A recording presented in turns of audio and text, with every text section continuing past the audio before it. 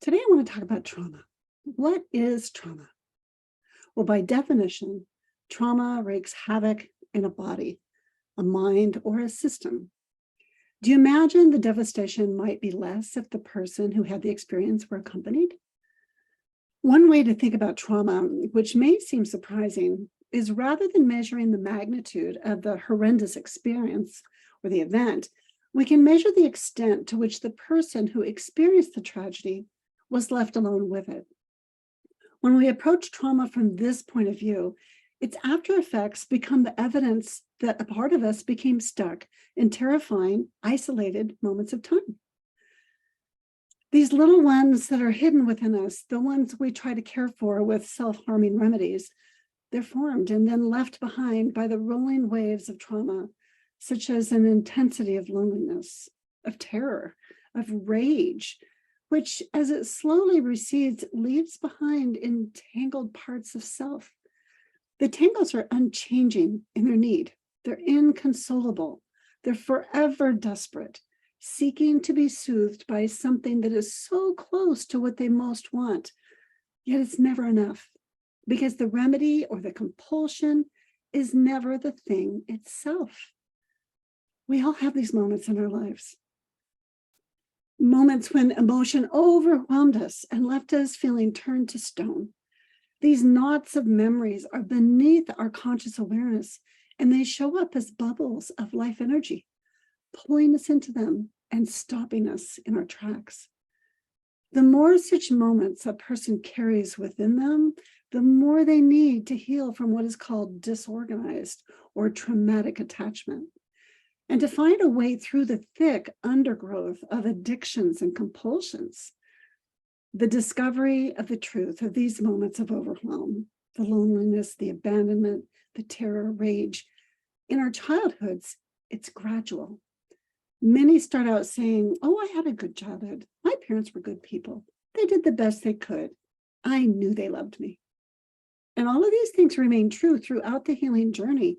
And yet, our felt sense of the lives of our child selves lived becomes more and more complex as we begin to recognize the enormities our inner children's bodies struggle to digest and integrate, the loneliness that haunted our parents' eyes from their childhoods, the rages that swept through a sibling or a parent, the shame of punishment or contempt that the ones who cared for us dished out, during which we disappeared entirely for them as being small humans that mattered.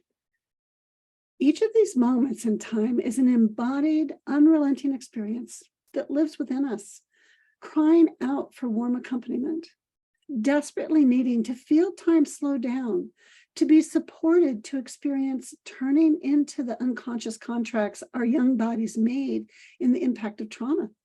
Forever frozen, straining, or seeking to be found, thawed, and released.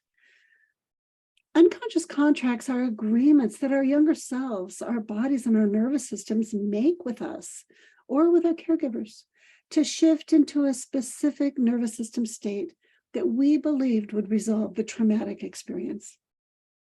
So the most important question that helps us move toward healing is, was your entry into or existence in this world as a child traumatic? Was your experience of the chaos, the intrusion, the aloneness, or the pain that you perceived more than you could bear?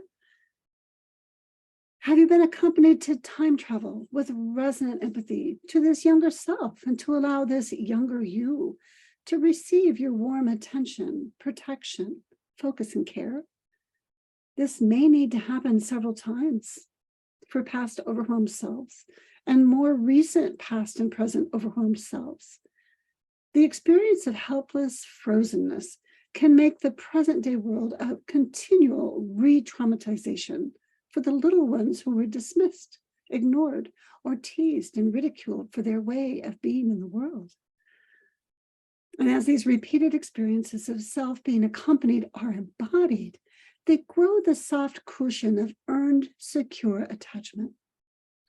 And this cushion supports and protects the wounded nervous system And rather than physically withdrawing to manage our sensory environment, we learn to relax and to expand our capacity to stay in relationship with our experience of self in the present moment. As the amygdala, the emotional alarm center of the brain, learns to relax in the presence of the stimulus of our trauma, another part of the brain, called the hippocampus, can then timestamp our autobiography. And we make sense. Our body finally gets to experience what we've always longed for, to know that we're not alone. We can be grounded and present, and we can allow ourselves to be loved by humans. And we're ready to be welcomed home.